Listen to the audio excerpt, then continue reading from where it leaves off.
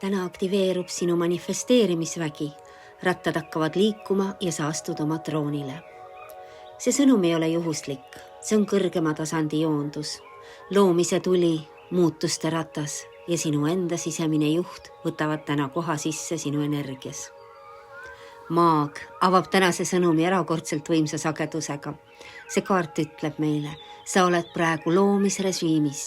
Kõik, millele keskendud, laieneb. Kõik, mida ütled välja, hakkab vormuma. Kõik, mida süda kutsub, tahab materialiseeruda. Maag toob sulle täna tagasi võime mõjutada oma tulevikku teadlikult. Sõna, mõtte, kavatsuse ja teo kaudu. See ei ole juhuslik loomine, vaid see on meisterlik loomine.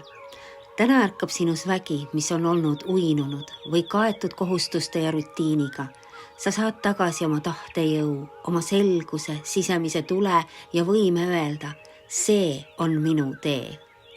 Niipea, kui see vägi aktiveerub, liigub energia edasi saatuse ratta juurde. Rattad hakkavad liikuma. Mida sa oled edasi lükanud? Mida oled oodanud? Mis on tundunud seisakus? Täna on päev, kus saatuse ratas pöörab end. See pole juhus, see on joondus. Saatuse ratas toob endaga kaasa muutuse, nihke, läbimurde, uue aja alguse ja väga konkreetse sündmuse, mis kinnitab, et universum toetab sinu suunda.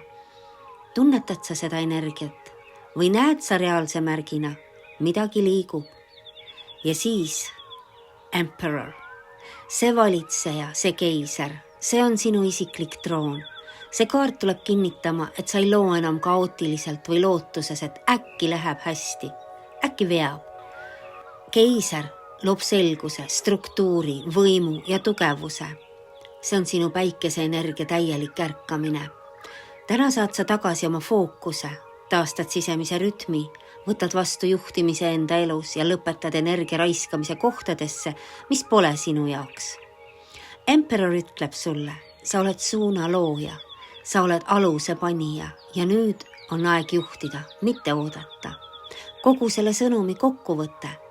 Sina lood, ratas liigub, sa võtad juhtimise enda kätte ja algab väe taastumine uuel tasandil.